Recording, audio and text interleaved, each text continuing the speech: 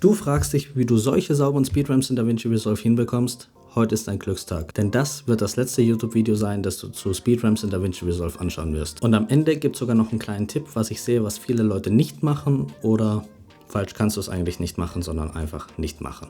Als ich Anfang letzten Jahres auf DaVinci von Premiere umgestiegen bin, da war meine größte Sorge Speedramps. Weil zu dieser Zeit habe ich wahrscheinlich viel mehr Speedramps benutzt als jetzt heutzutage. Jedoch war das für mich immer so der limitierende Faktor in DaVinci, weil ich einfach keine gescheite Möglichkeit gefunden habe, in DaVinci Resolve Speedramps zu machen. Aber glücklicherweise habe ich einen guten Weg dafür gefunden, Speedramps in DaVinci zu machen, die viel sauberer sind als in Premiere oder früher, als ich angefangen habe in Final Cut. Da wir in DaVinci Resolve quasi 4 Programme in einem haben, geht das super schnell und super simpel. Also auf geht's in DaVinci. So, erstmal brauchen wir natürlich einen Clip. Anfang, Ende. Nehmen wir das einfach mal so. Jetzt schauen wir mal, wie der Clip aussieht. Das passt soweit. Ist einigermaßen stabil. Jetzt reduzieren wir die Geschwindigkeit auf 50%, weil dieser Clip ist doch ein bisschen schnell. Und gehen mit Rechtsklick auf den Clip und wählen New Fusion Clip aus. Jetzt gucken wir, dass wir wieder auf dem Clip sind, dass der ausgewählt ist. Klicken auf Fusion und suchen mit Shift und Leertaste den Time Stretcher oder auch kurz TST. Und dann sehen wir schon, unser Clip macht hier erstmal gar nichts. Was er aber immer macht, das seht ihr hier, einen kleinen Keyframe. Lass uns den Keyframe mal löschen. Und jetzt sagen wir, der Clip soll genau 1 Sekunde lang werden. Dann für diese 1 Sekunde machen wir hier bei Source Time einen Keyframe. Und zu Beginn machen wir wieder einen Keyframe. Jetzt müssen wir gucken, hier starten wir logischerweise bei 0. 0 ist quasi unser erster Frame. Und jetzt schauen wir, wie viele Frames unser Clip hat. In dem Fall hier 183.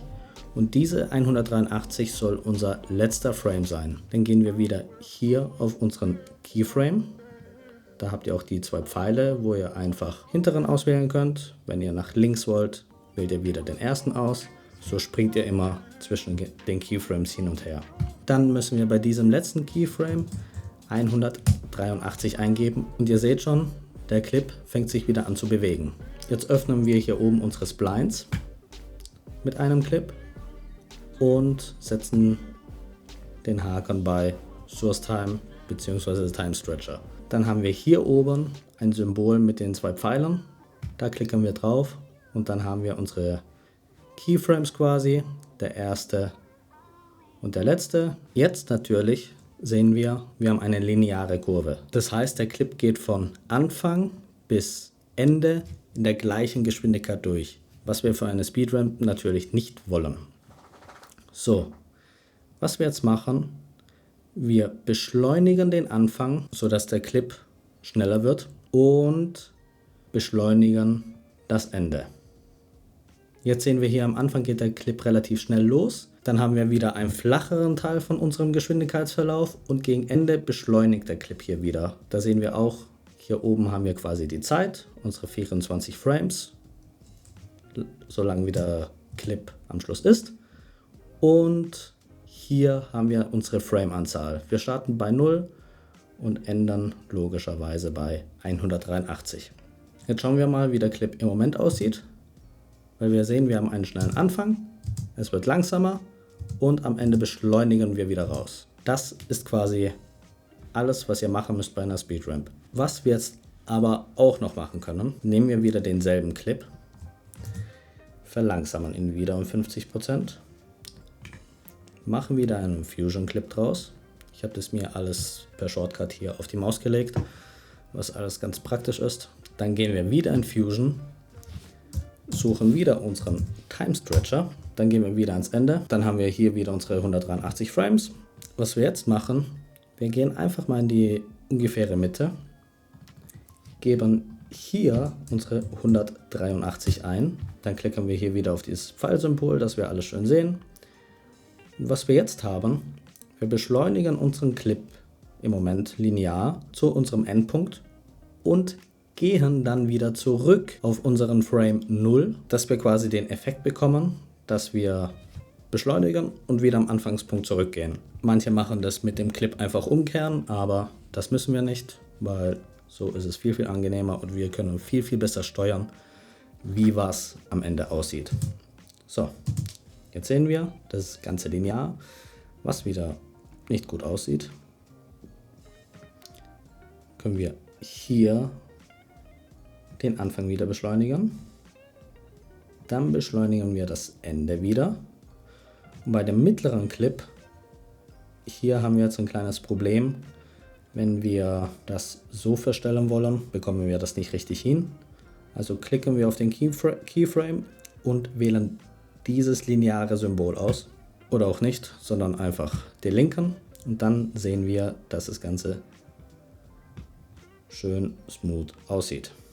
Dann können wir hier die Linie, wenn wir wollen, noch ein bisschen verlängern. Und dann, wenn wir schauen, haben wir einen schönen sauberen Übergang von Ende rückwärts wieder zu unserem Start vom Clip.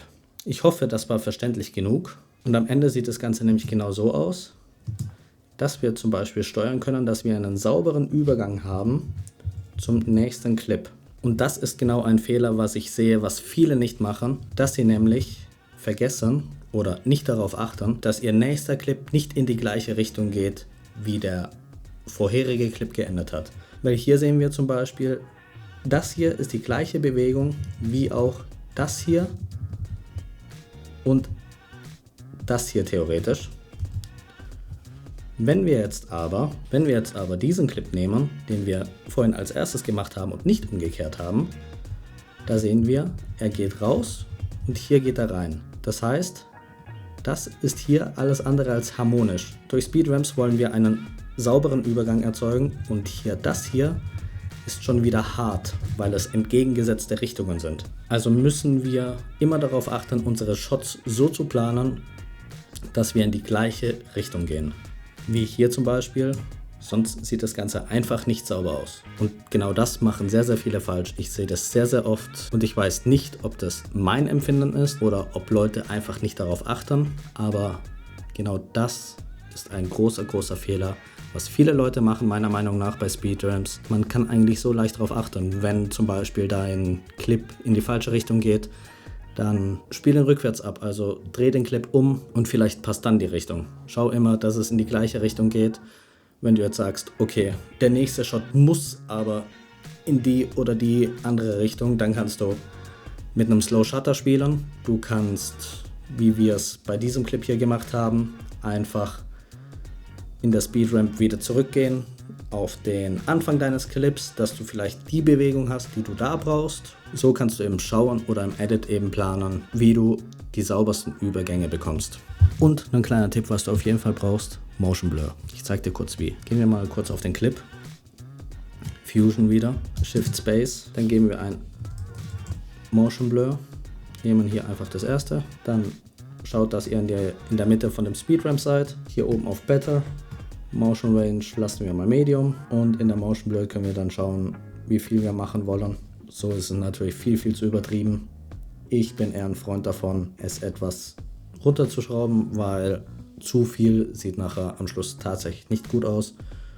Und dann sehen wir, wenn das Ganze gerendert hat, danke, sieht das Ganze schon viel, viel sauberer aus, da eure Bilder, ich will nicht sagen ineinander verschwimmen, aber durch die Bewegungsunschärfe logischerweise viel, viel natürlicher aussieht. So, das war's jetzt mit dem Video. Es ist tatsächlich länger geworden, als ich wollte, aber ich glaube, wir haben jede erdenkliche Frage über Speedramps in DaVinci Resolve beantwortet.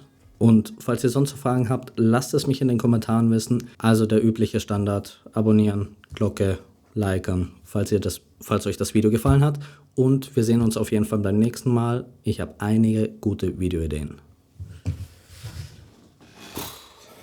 Ja. Erstes YouTube-Video geschafft. Macht mich ein bisschen stolz, muss ich sagen.